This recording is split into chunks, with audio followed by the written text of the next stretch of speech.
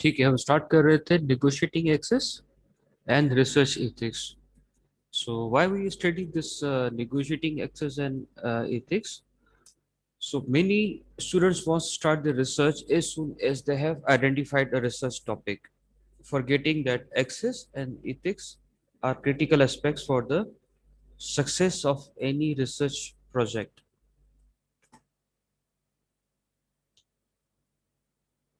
So you will need to think about how you are going to gain access to the data you need and how you are going to explain to those from whom you are obtaining data why you need that data. And such considerations are important whether you are using secondary data or collecting primary data using internet mediated or other methods.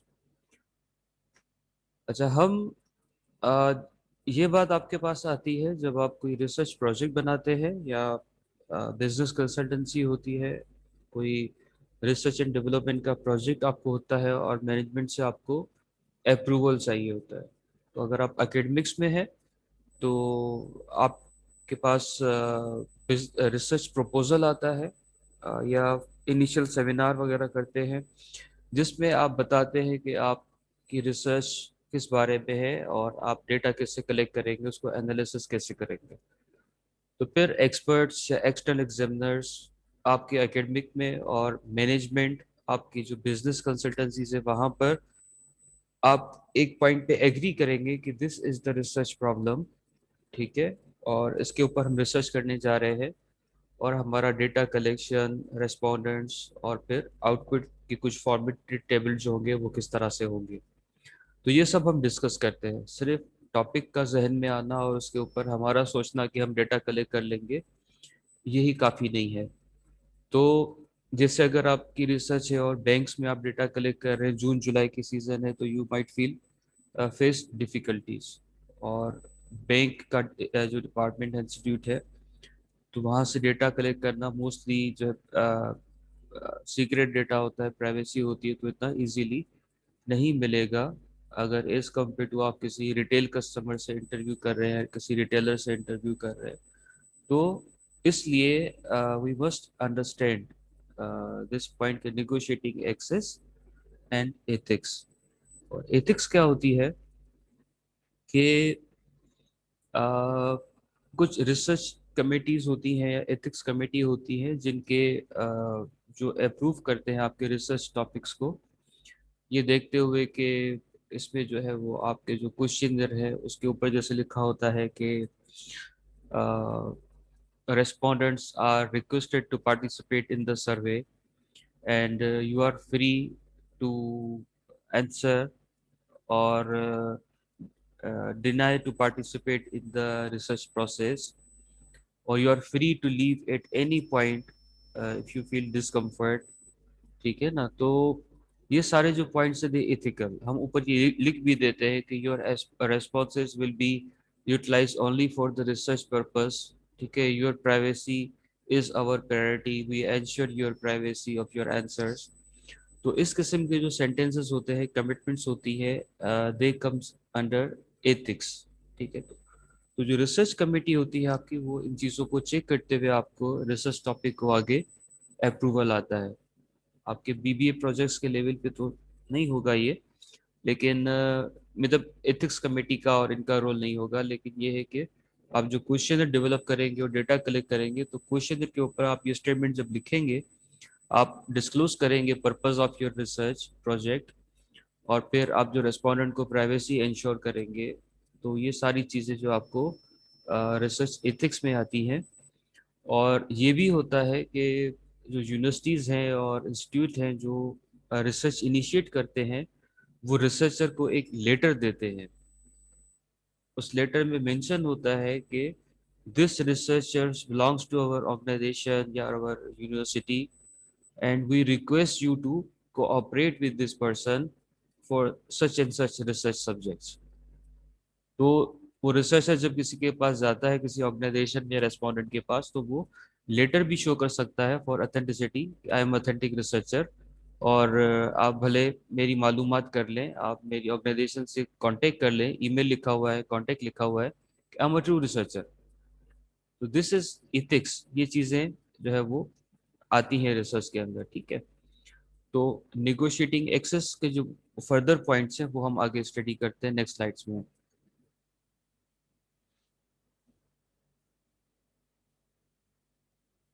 ठीक है, over the past decades, कुछ सालों से जो है वो concern about the ethics of research practice have grown dramatically. You need to be aware that most universities as well as increasing number of organizations require researchers to obtain formal research ethics committee approval for their proposed research, including their collection methods prior to granting access। मतलब वो जो questionnaire होगा या data collection का जो आपका tool है, वो स्टडी किया जाएगा, उसकी लैंग्वेज, उसमें पूछे जाने वाले सवालात और उनकी रिलेवेंसी आपकी रिसर्च ऑब्जेक्टिव के साथ। तो जब ये सारा मैच करेगा तो फिर आपको एक अप्रूवल मिलेगा। ये approval is kind of letter आप कह सकते हैं, जो मैंने भी डिस्कस किया आपके साथ, जिस पे ये सारा लिखा होगा कि ये हमने इनिशिएट किए रिसर्च है और ये रिसर्चर हमसे बिलोंग करता है, आप प्लीज कोऑपरेट करें। तो this is a kind of approval from research committee और द फ्रॉम ऑर्गेनाइजेशन। तो ये कंसर्न्स है। आपके पास भी कोई रिसर्चर आए तो आप उनसे पूछ सकते हैं कि ऑथेंटिसिटी क्या है आपकी, कि आप रिसर्च कर रहे हैं, how can I verify that you are a true researcher. तो ये कर सकते हैं आप लोग, ठीक है। Types and level of access and the issues associated with gaining traditional access. अच्छा, अब ऑर्गेनाइजेशन में जब आप एक्सेस की बात होती है तो आपको जो है मल्टीपल जो है वो टाइप्स ऑफ एक्सेस होंगे। एक तो फिजिकल एक्सेस, आप उनकी लोकेशन और प्रिमिसेस में चले जाएं, और दूसरा आपका जो है वो एक्सेस टू द रिसोर्सेज, आपका मैनेजमेंट से रब्ता हो गया, इट्स अ फिजिकल एक्सेस। लेकिन फिर मैनेजमेंट आपको अलो करे अपने एम्प्लॉयज के साथ या अपने कस्टमर्स के साथ इंटरव्यू करना और डेटा कलेक्ट करना, this is a secondary access. और फिर तीसरा जो आपका आ रहा है वो जो रेस्पोंडेंट है, how willing they are to respond to your research. वो मैनेजमेंट के अंडर प्रेशर आपको रेस्पॉन्स कर रहे हैं, विलिंगली रेस्पॉन्स कर रहे हैं, are they free to response. उनके ऊपर मैनेजमेंट का कोई इन्फ्लुएंस नहीं है कि आप कोई इंफॉर्मेशन जो है वो बस बता सकते हैं, कुछ नहीं बता सकते। या उनको थ्रेट फील होता है कि आपके इंटरव्यू से जो फाइंडिंग्स आएंगी वो उनके लिए प्रॉब्लमेटिक हो सकती हैं इन फ्यूचर। तो they are not willingly answers or trying to answer falsely, ठीक है ना। तो इसमें कुछ ये जो एक्सेस है, तो फिजिकल एक्सेस आपके पास, ठीक है। ऑर्गेनाइजेशन और group of individuals may not be prepared to engage in additional or voluntary activities because of the time and resources required। अच्छा, negotiating एक्सेस में देखिए, अब कुछ पॉइंट्स होती हैं। कैसे आप किसी ऑर्गेनाइजेशन में चले गए जी, ये हमारी रिसर्च है और आप हमें इसमें परमिशन दें रिसर्च करने की। जी हमारा क्या फ़ायदा है, जी वो तो हमने सोचा ही नहीं है, या अगर सोचा है तो ऐसा आपका इसमें कोई फ़ायदा नहीं है। बस ये मेरा प्रोजेक्ट है और ये मेरी रिसर्च है, ये हो जाएगी और मेरी डिग्री हो जाएगी या मेरी कंसल्टेंसी हो जाएगी। तो ये विन विन सिचुएशन क्रिएट नहीं हो रही है यहाँ पर।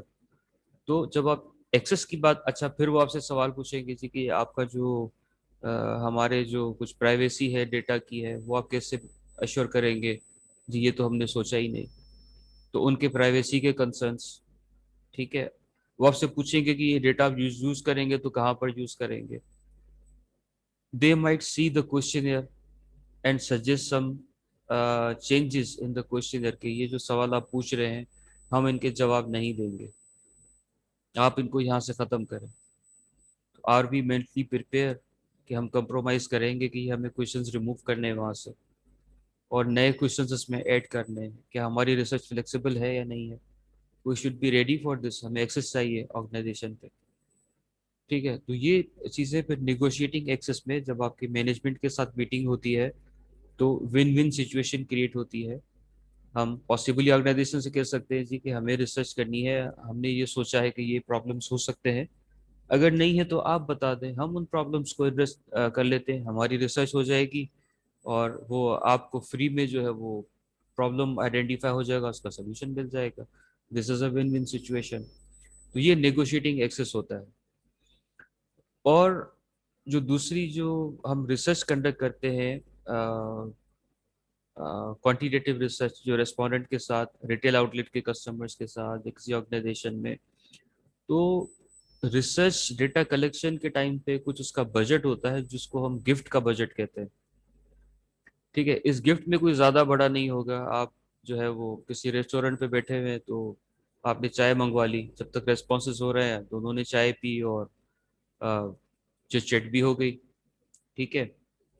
या अगर छोटे बच्चे हैं तो ice cream, chocolates, sticky pack biscuits कुछ आपने एक रख दिया, जो उसको at the time of research आपने दे दिया, to means as a good gesture. ठीक है, तो ये चीजें आपके पास आती है। और फिर रेस्पोंडेंट का जो बिहेवियर होगा आंसर करने का वो डिफरेंट होगा। तो नेगोशिएटिंग एक्सेस के लिए विन विन सिचुएशन होनी चाहिए, प्राइवेसी का पता होना चाहिए। ठीक है। और अ, हमारे पास टाइम भी होना चाहिए। ऐसा नहीं है कि हम सोचेंगे कि हम फर्स्ट गो में किसी ऑर्गेनाइजेशन में चले जाएंगे, हमें एक्सेस भी मिलेगा, डेटा भी कलेक्ट होगा, हम रिपोर्ट भी बना लेंगे। नहीं, ऐसे नहीं हो सकता। जो डिसीजंस उनके हाथ में है उसका टाइम फ्रेम हम डिसाइड नहीं कर सकते। तो अगर हमारे पास 3-4 महीने का टाइम है रिसर्च करने का, तो हम कोशिश करें कि हम जो टास्क हमारी एंड पे हैं वो हम जल्दी से जल्दी कर लें। ठीक है, वो तो हम मैनेज कर सकते हैं, दिन रात जाग के भी काम कर सकते हैं। लेकिन दूसरा आदमी हमें कहे जी कि मेरे पास अभी टाइम नहीं है, आप 4 दिन के बाद आ जाए, तो वो 4 दिन हमें फिर वेट करना पड़ेगा उस बंदे का रेस्पॉन्स करने का। या हमारे पास अल्टरनेट सोर्स है डेटा कलेक्ट करने का, हम क्या करेंगे?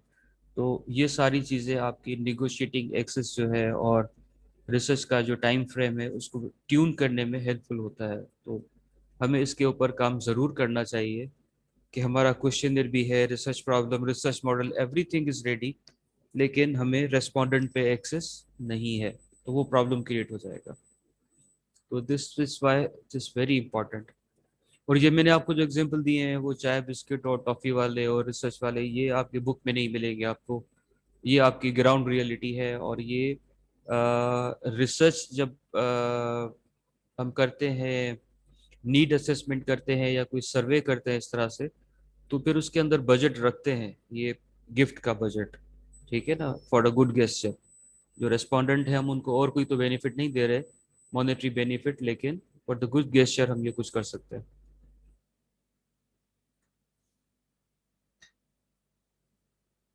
ठीक है, कॉग्निटिव एक्सेस आपका वो जो विलिंगनेस है पार्टिसिपेंट्स की, आपकी रिसर्च में पार्टिसिपेट करने के लिए, दे आर विलिंग और दे आर नॉट विलिंग, लेकिन आपको आंसर्स दे रहे हैं, दिस इज कॉग्निटिव एक्सेस। तो उसमें फिर रेस्पोंडेंट बायसनेस का एक एरर आता है। अगर आप जब रिसर्च को आगे पढ़ेंगे तो रेस्पोंडेंट बायसनेस आती है, वो डेलिबरेटली जो झूठ बोल रहे होते हैं या एक दूसरे की देखा देखी में आंसर फिल कर रहे होते हैं, मीन्स उसमें वो ट्रू इनपुट नहीं दे रहे होते। तो if you have a cognitive access, तो फिर आप उनका जो ट्रू आंसर है वो आपको मिलेगा। ठीक है, तो वो कॉग्निटिव एक्सेस हो जाएगा। तो physical access to meet the management, फिर फिजिकल एक्सेस आपका जो है वो उसके रिसोर्सेज पे और लोगों के साथ कॉग्निटिव एक्सेस। तो these are the negotiating access में आपके ये पॉइंट्स आ जाएंगे। Then external and internal researchers आपके।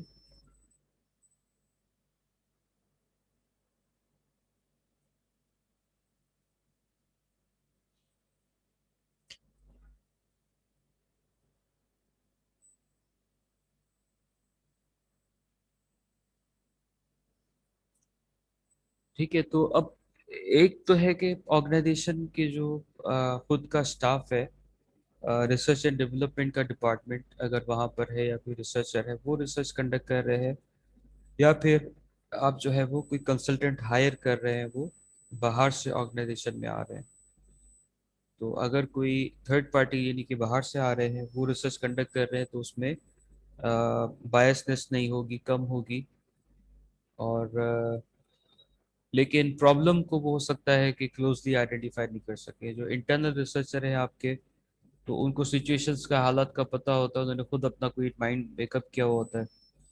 तो वो जब रिसर्च कंडक्ट करते हैं तो उनके साथ लोगों का एटीट्यूड, रेस्पॉन्स वो भी डिफरेंट होता है as compare to external researcher. मगर ये आपके रिसर्चर फ्रॉम इनसाइड ऑर्गेनाइजेशन, और जो आपका रिसर्चर है वो from the external organisation.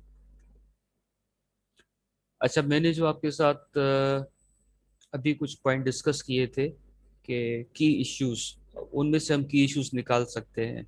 Gain in access to data, क्या प्रॉब्लम्स आ सकते हैं?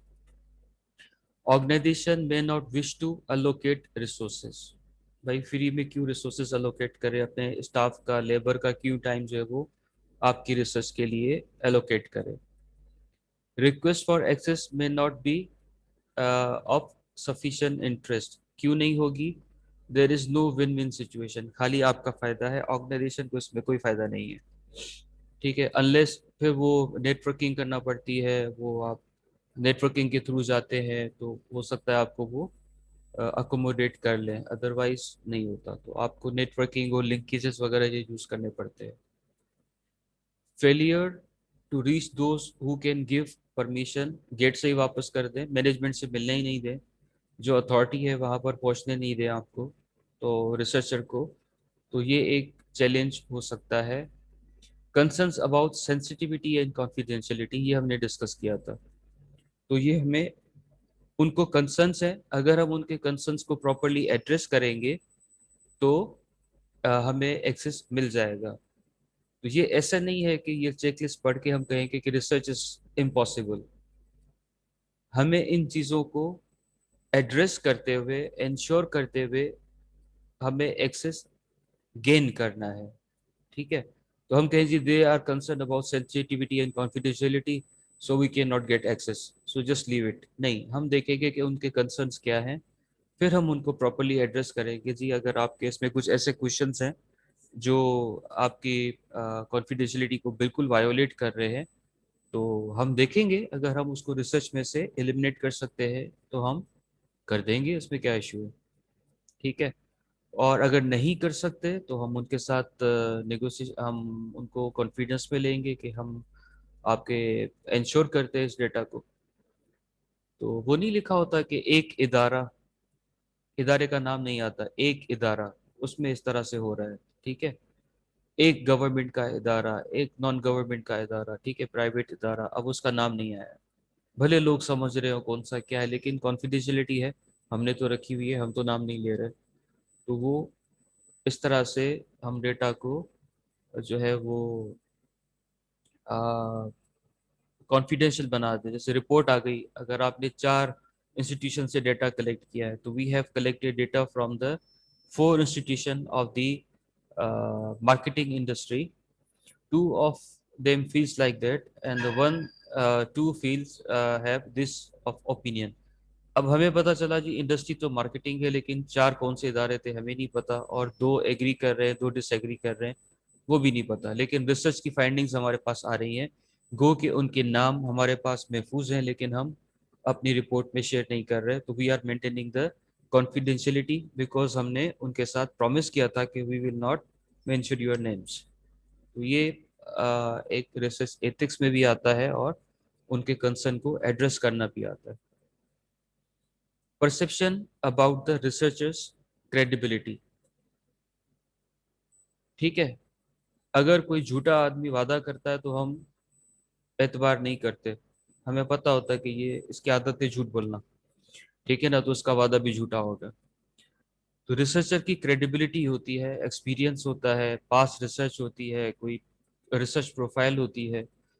हम बीबीए के प्रोजेक्ट में तो ये चीज़ें नहीं कर सकते, या एमबीए के प्रोजेक्ट में, लेकिन if we are consultant professional researchers, तो उनकी क्लाइंट प्रोफाइल होती है कि we have been consultant for this reputable organisation और इंस्टीट्यूशंस, और आपने जो है रिसर्च के लिए प्रपोजल कॉल किया है, तो वी आर इंटरेस्टेड और this is our research profile. तो वो क्रेडिबिलिटी भी देखी जाती है रिसर्चर की, उनकी एक्सपर्टीज, एक्सपीरियंस, तो वो चीज़ें काउंट होती है यहाँ पे। तो ये दोनों पॉइंट्स आपके इसी में कवर हो रहे हैं, क्रेडिबिलिटी एंड कॉम्पिटेंस। तो ये कुछ की इश्यूज हैं to get the physical access. Access as an iterative process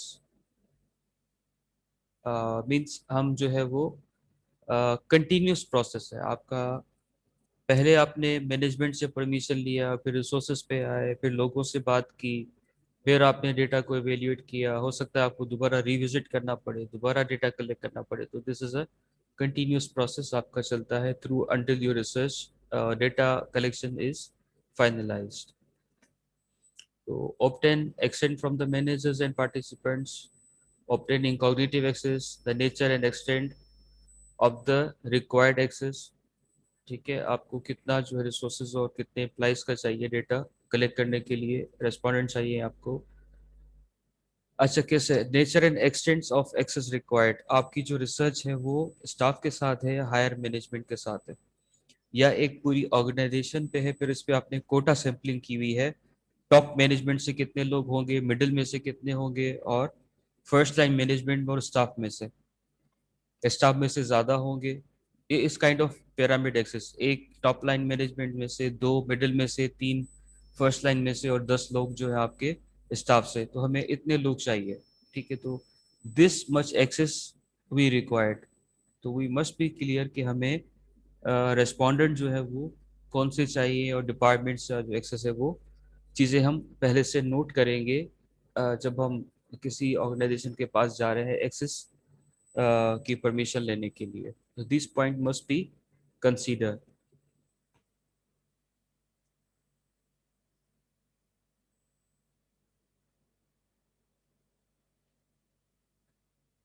ठीक है, अब आपके पास ये कुछ ऑनलाइन डेटा में है। ठीक है, ईमेल आपके पास आ रहे हैं, चैट रूम्स हैं, इंडिपेंडेंट वेब पेजेस हैं जो सर्वेज आते हैं, और bulletin boards for particular product और सर्विस। कोई जैसे आप देखें प्रोडक्ट्स आती हैं आपकी ऑनलाइन शॉपिंग पे, हम परचेज करते हैं, फिर उसका फीडबैक भी लिखते हैं उसके ऊपर। ठीक है ना, हम कमेंट्स भी लिखते हैं, जो ब्लॉग होता है उनका। तो वहाँ पर भी एक्सेस होता है। आजकल जो है डेटा माइनिंग का कॉन्सेप्ट आया हुआ है, आपने देखा होगा कि पहले हम डेटा कलेक्ट करते थे रेस्पोंडेंट्स के पास जाके, उनसे हम रेस्पॉन्सेस क्वेश्चनर फिल करवाते थे। अभी जो रिसर्च हो रही है वो इस तरह से भी हो रही है कि आपके जो कंप्यूटर रिलेटेड लोग हैं डेटा माइनिंग से, तो वो सोशल मीडिया प्लेटफॉर्म्स पे देखते हैं कि वो एनालाइज करते हैं जो कमेंट्स हैं, लाइक्स हैं, डिसलाइक्स हैं, शेयरिंग है, र- और रेफर टू अदर है। तो ये जो पॉइंट्स हैं आपके, कि भाई फेसबुक पे कितना लाइक जा रहा है, कितने लाइक्स मिले इनको, कितने कमेंट्स हुए इसके ऊपर, फिर कमेंट्स का एनालिसिस के, जो कमेंट्स में जो पॉजिटिव कमेंट्स हैं, नेगेटिव हैं, या फीचर्स अगर डिस्कस हो रही हैं तो उस प्रोडक्ट की कौन सी फीचर पे ज़्यादा डिस्कस किया जा रहा है।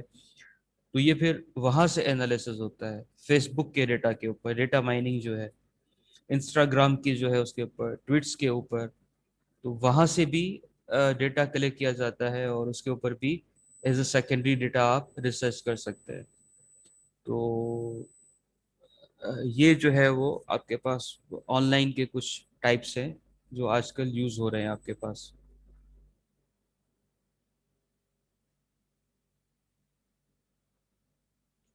अच्छा, ये इसमें आपके पास जो है, to help the gaining access have you allowed yourself plenty of time for the entire process. वो मैंने आपको बताया कि आप अपने काम तो कर सकते हैं टाइम पे, लेकिन दूसरा आदमी आपको कब टाइम दे रहा है और कितना टाइम गेन कर रहा है रेस्पॉन्स करने में, वो आपके हाथ में नहीं है। तो आपके पास अगर ज़्यादा टाइम होगा तो यू वोंट गेट इरिटेटेड। ठीक है, कि मेरा काम, मेरा टाइम जो है वो, मैं इमरजेंसी में हूँ और इस बंदे को कोई ख्याल नहीं है इस बात का। तो वो इरिटेटिंग होता है अगर आपके पास शॉर्ट ऑफ टाइम होता है। तो if you have plenty of time, go ahead. ठीक है, और इसी तरह से आपके पास बाकी चेकलिस्ट भी है जो हम लोगों ने डिस्कस भी की हुई है।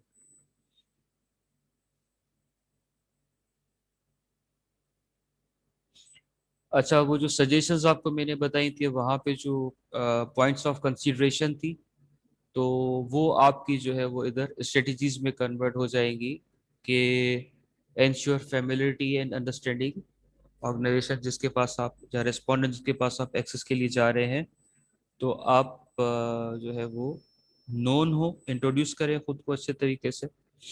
ठीक है, और जो आपका जो टॉपिक है, पर्पस है, उसके साथ अंडरस्टैंडिंग होनी चाहिए।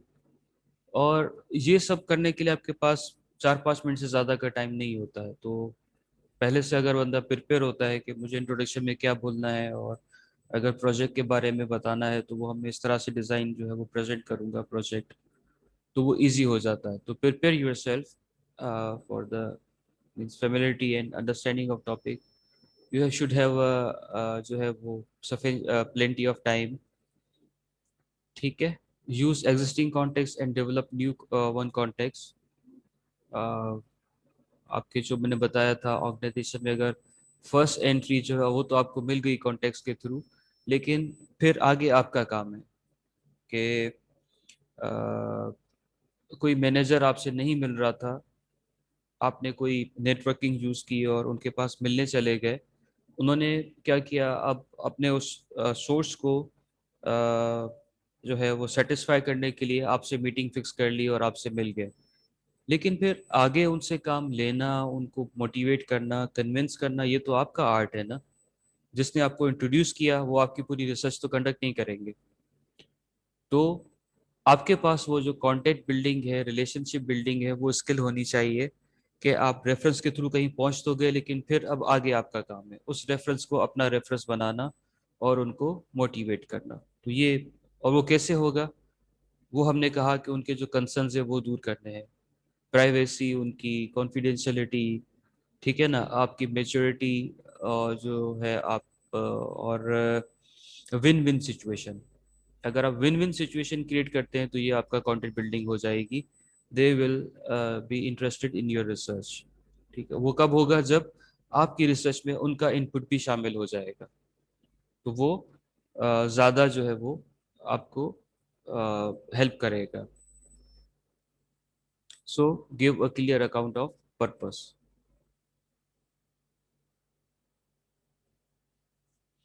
ओवरकमिंग ऑर्गेनाइजेशन कंसर्न्स मैंने अभी डिस्कस किया आपके साथ। ठीक है ना, उनकी विन विन सिचुएशन, कॉन्फिडेंशियलिटी, और ये सारा आपका identify possible organisation benefits. Win win situation create हो रही है।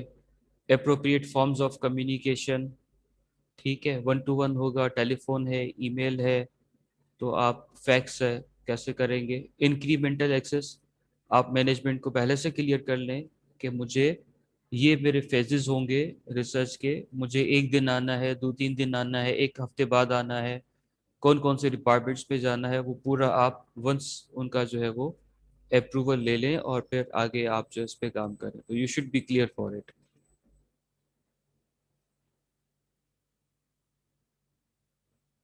अच्छा, अगर अब नेगोशिएटिंग एक्सेस से हट के अब हमारे रिसर्च एथिक्स की तरफ, the appropriateness of your behavior in relation to the rights of those who become the subject of or are affected by your work। ठीक है, appropriateness of your behavior और appropriateness of researchers behavior। Number of key ethical issues arise across stages and duration of research projects. Privacy of possible and actual participants, voluntary nature of participation and the right to withdraw partially or completely from the purpose। जैसे मैंने आपको बताया, हम question के ऊपर लिखते हैं कि you are free to participate और not to participate in the research, and you are also allowed to discontinue at any stage. तो ये आपका वो वाला पॉइंट इसमें कवर हो जाता है। हमने क्वेश्चन के ऊपर ये चीज लिख दी है। और अगर हम एक लाइन और भी ऐड कर दें, the privacy of respond we ensure the privacy of the respondents. तो ये 2-3 चीजें लिखने से डेटा कलेक्शन पे हमने ये दोनों एथिकल इश्यूज को एड्रेस कर लिया। ठीक है, तो इस तरह से हम जो है वो ये स्टेटमेंट्स लिखते हैं, जो आपके एथिक्स कमेटी कमेटी है या जो ऑर्गेनाइजेशन है वो इसको चेक करती है कि ये चीज़ें अगर आपने उसमें लिखी हुई हैं तो मीन्स आपको इन चीज़ों का पता भी है and you do care about this things. तो ये आपका पॉइंट्स हम जो है वो जनरल एथिक्स इशू में हम इस तरह से इनको एड्रेस करते हैं। ठीक है, इधर हमने लिख दिया है, पढ़ लिया है, और जब हमने डेटा कलेक्शन पे लिख दिया टूल के ऊपर, तो हमने उस बात को कंप्लीट कर लिया। Consent and possible reception of participants, ठीक है ना, कि हम अगर उसमें ये लिख दें कि your data will be use for the research purpose only and will not be share with third party, your email address और contact will not be share with third party, this is for our own record purpose only. ठीक है, और this data will not be public और presented in our reports. तो हमने ये point भी, consent and possible reception of the participant जो है वो भी हमने कवर कर लिया। तो इन कंसर्न्स को अगर हम एज ए स्टेटमेंट, हमारी कमिटमेंट हम लिख दें अपने डेटा कलेक्शन के टूल के ऊपर, या जब हम एक्सेस कर रहे हैं तो उनके जो रिक्वेस्ट लेटर है उनमें वो चीज़ें हम लिख दें, तो means we have fulfil the concern of the ethics.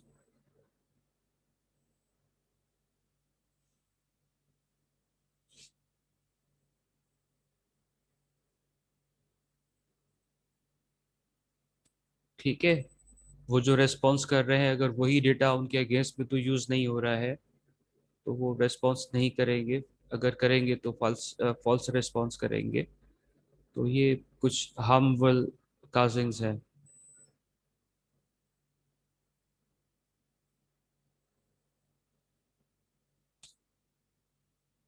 ठीक है, आपकी ये जो इथिकल इश्यूज है वो डिफरेंट आपके जो फेजेस हैं, formulating and clarifying research topics में इन्वॉल्व हो रही है, design and access of research and collecting and analysing of का डेटा। तो इसमें क्या कंसर्न्स है आप लोग देख सकते हैं कि इसमें जो formulating and clarifying researchers insight to, जी ऐश्वर्या। हाँ जी, नेक्स्ट।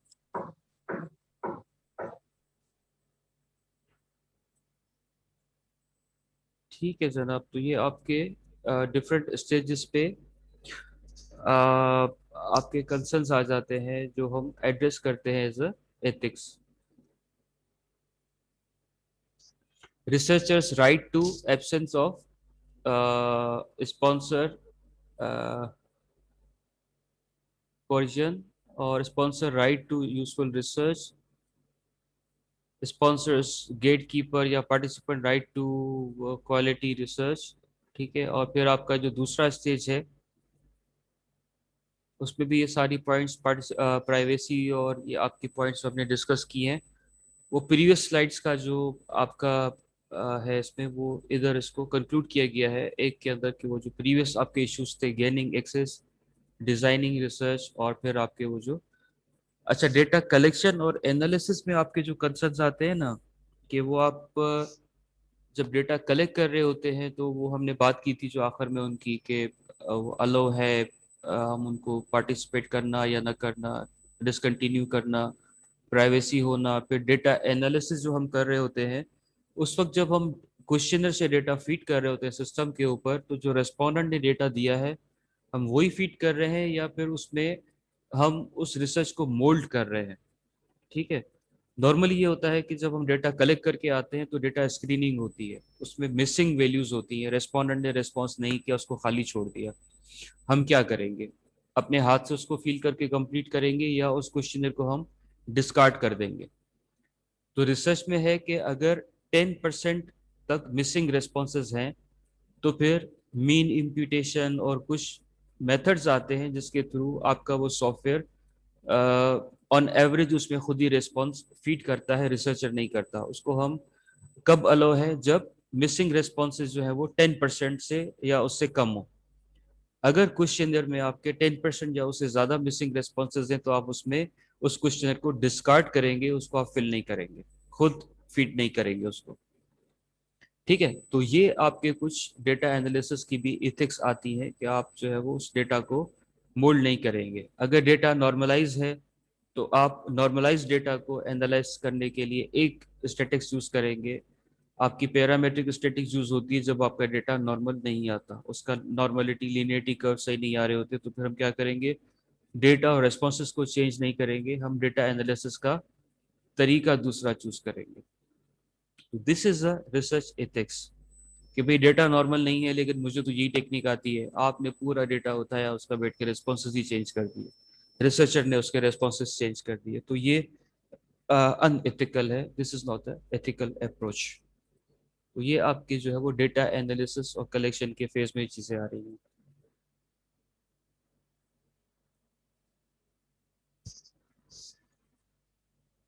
अभी आपके तीनों स्टेजेस डेटा के,